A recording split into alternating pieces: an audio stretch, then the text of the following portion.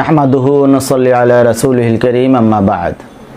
প্রিয় দেশবাসী, ভাই ও বোনেরা, আসসালামু আলাইকুম ওয়া রাহমাতুল্লাহি ওয়া বারাকাতুহু। দেশের বর্তমান সংকটকালে জনগণের দল হিসাবে ইসলামী আন্দোলন বাংলাদেশের পক্ষ থেকে কিছু জরুরি কথা বলা প্রয়োজন মনে করছি। আপনারা জানেন, আগামী 1 জুলাই থেকে দেশব্যাপী নতুন করে কঠোর লকডাউনের কথা ঘোষণা করা হয়েছে। সরকারের পক্ষ থেকে বলা হচ্ছে যে জুলাই থেকে অতীতের যে কোনো সময়ের চেয়ে কঠোর লকডাউন হবে। আর লকডাউন মানে আমরা জানি চরম সীমাহীন জনদুর্ভোগ। অতএব এই লকডাউনকে কেন্দ্র করে জনমনে নতুন করে আতঙ্ক সৃষ্টি হয়েছে। একটা বিষয় আমাদের ভাবতে অবাক লাগছে যে লকডাউন এটা করোনা প্রতিরোধে একমাত্র মাধ্যম নয়, কিন্তু তারপরও আমরা দেখতে পাচ্ছি বাংলাদেশে বারবার সরকার যখনই দেশে করোনা পরিস্থিতি একটু বেড়ে যাচ্ছে তখনই সরকার একমাত্র বিকল্প হিসাবে লকডাউনের পথ বেছে নিচ্ছে। তার মানে এটা দিয়ে এটাই প্রমাণ হচ্ছে যে করোনা প্রতিরোধে আর যতগুলো ব্যবস্থা আছে সব কিছু থেকে সরকার চরমভাবে ব্যর্থ হয়েছে। বিশেষ করে গোটা বিশ্বে যখন করোনার ভ্যাকসিন ব্যাপকভাবে প্রয়োগ করা হচ্ছে, তখন এমন বারবার লকডাউনে যাওয়া এটা আসলে জনগণের সাথে একটা প্রতারণার শামিল। আজকে আমরা দেখছি যে সমস্ত দেশ করোনায় বিপর্যস্ত হয়েছিল, সে সমস্ত দেশ থেকে আজকে করোনার যে সমস্ত বাধা নিষেধ ছিল সে সমস্ত বাধা নিষেধ উঠিয়ে দেওয়া হয়েছে। এমনকি আমরা জানি ইটালিতে মাস্ক পরার বাধ্যবাধকতা পর্যন্ত তুলে দেওয়া হয়েছে। তার মানে অন্যান্য দেশগুলো যেখানে করোনা মোকাবেলায় সফলতার দিকে যাচ্ছে, সেই মুহূর্তে আমাদের দেশ, আমাদের সরকার সেই করোনার প্রথম শুরুর অবস্থায় এখনও রয়ে গেছে। আজকে আমাদের ভাবতে অবাক লাগে যে আমরা আজকে ভ্যাকসিনের জন্য বিভিন্ন জায়গায় ধর্ণা দিচ্ছি, ভ্যাকসিন নিয়ে বিভিন্ন কেলেঙ্কারির কথা আমরা শুনছি। আজকে আমরা কেন ভ্যাকসিনের জন্য বিভিন্ন দেশের দ্বারস্থ হব?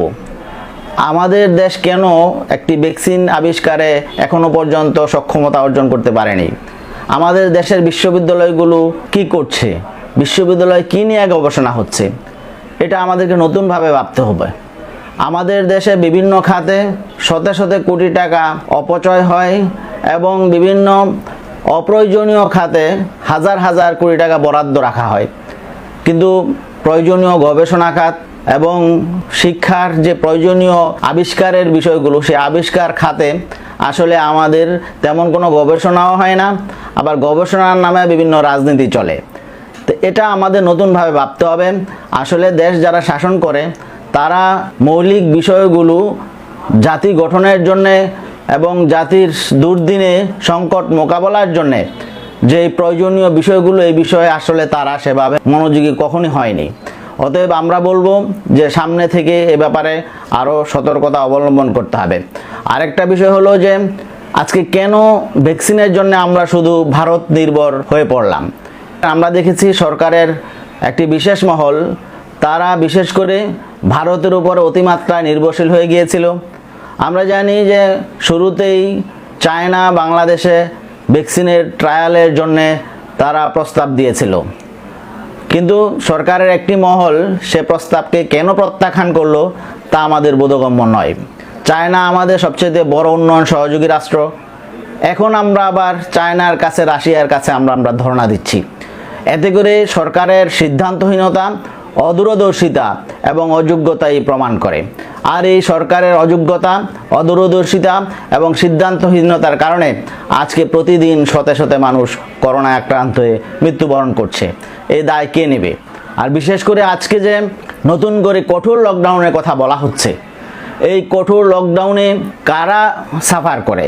সবচেয়ে বেশি এই কঠোর লকডাউনে আমাদের দেশে খেটে খাওয়া দরিদ্র মানুষ, মেহনতি মানুষ, তারাই কিন্তু এই লকডাউনের শিকার। আজকে আমরা দেখছি যে শিল্প কারখানা, গার্মেন্টস ফ্যাক্টরি এগুলো খোলা রাখা হবে, কিন্তু গার্মেন্টসের যে শ্রমিক, অসহায় শ্রমিক, তারা কিভাবে ফ্যাক্টরিতে যাবে সেই ব্যবস্থা নেই। তাদের পরিবহন বন্ধ করে তাদেরকে গার্মেন্টসে যাওয়ার জন্য নির্দেশনা দেওয়া হচ্ছে। তার মানে এক সপ্তাহ লকডাউন, এই এক সপ্তাহ তারা ঘরে বসে বেতন পাবে না। অথচ সরকারের কর্মচারী কর্মকর্তারা তারা কিন্তু লকডাউনের মধ্যে অবকাশ যাপন করবে এবং স্ববেতনে। আজকে শিল্পপতিদের মুনাফা প্রবাহ তারা সঠিকভাবে যাতে মুনাফা প্রবাহটা ঠিক থাকে এই জন্যে তারা শিল্প কারখানাগুলো তারা খোলা রাখছে, কিন্তু সাধারণ মানুষ, খেটে খাওয়া মানুষ, হকার, শ্রমজীবী মানুষ, রিক্সা চালক, ভ্যান চালক, তাদের দিকে কিন্তু আমাদের উঁচু মহলের সরকারের নীতি নির্ধারকদের তেমন দরদ আমরা দেখতে পাচ্ছি না। এ থেকে আজকে জনমনে একটা বিষয় স্পষ্ট হয়ে গেছে যে সরকার দরিদ্রদের জন্য নয়, সরকার সাধারণ মানুষের জন্য নয়, সরকার দুঃখী মানুষের জন্য নয়, সরকার অসহায় মানুষের জন্য নয়, সরকারের সকল ব্যবস্থাপনা ধনিক শ্রেণীর জন্যে, শিল্পপতিদের জন্যে এবং সুবিধা ভোগ করে উপরতলার কিছু মানুষ। অতএব এই বারবার লকডাউনের ফলে সমাজের মেহনতি মানুষের মধ্যে, সমাজের বিভিন্ন শ্রেণী পেশার মানুষের মধ্যে দিন দিন ক্ষোভ বৃদ্ধি পাচ্ছে। আমরা এর পরিণতি ভালো দেখছি না।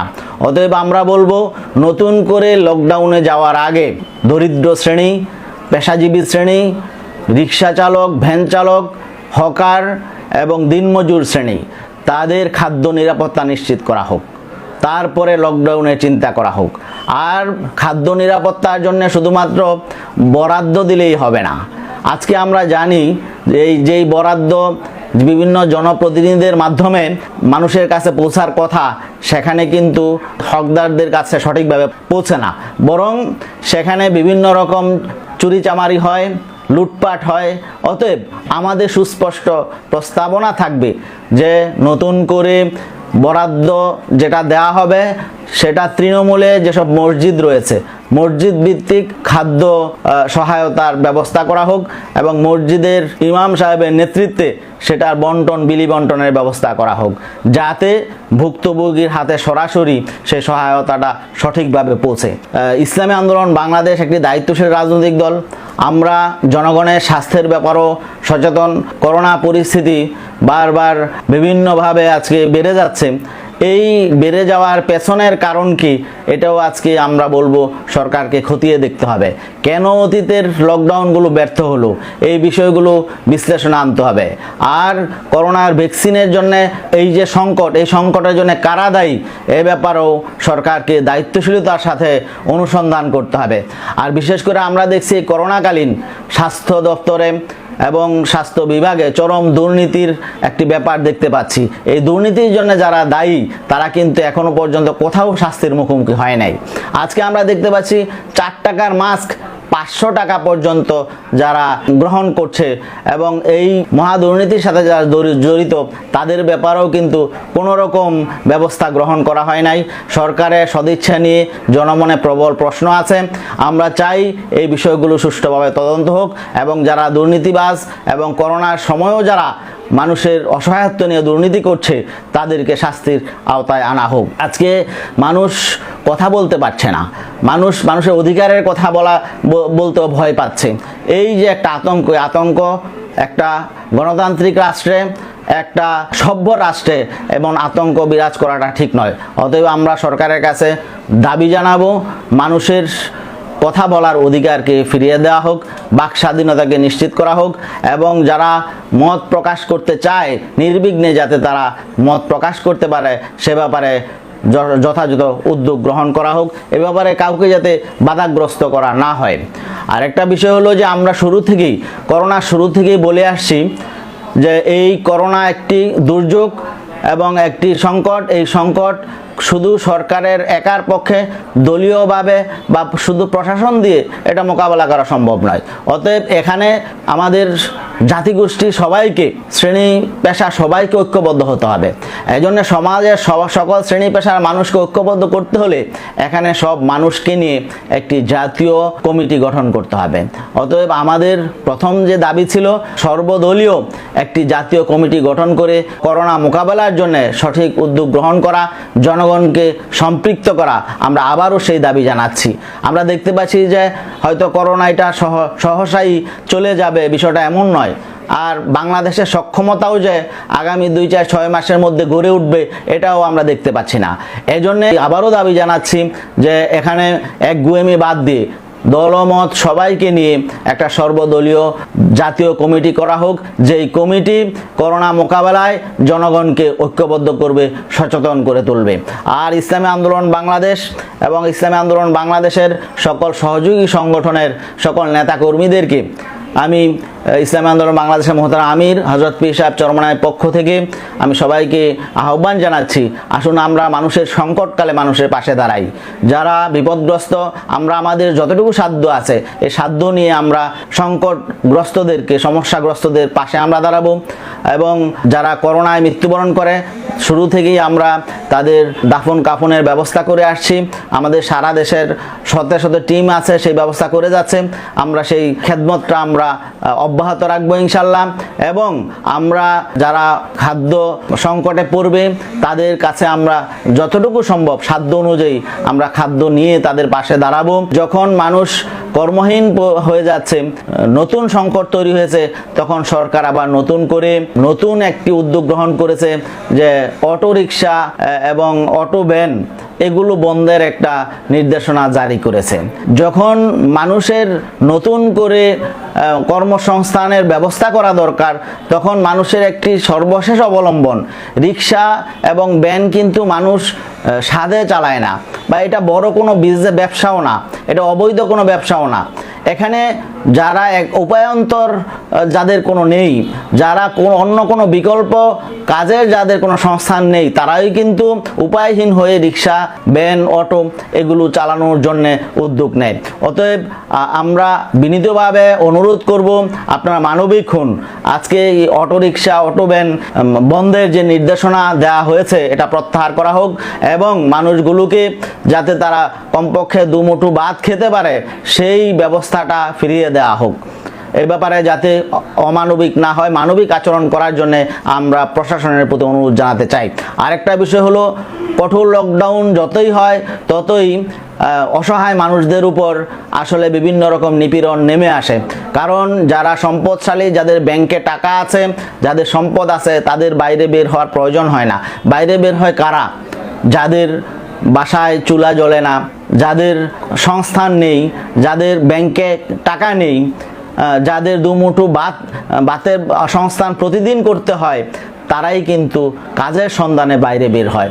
এই জন্যে আমাদের পুলিশ প্রশাসনের প্রতি আমাদের অনুরোধ থাকবে, আপনারা মানুষের প্রতি মানবিক আচরণ করবেন।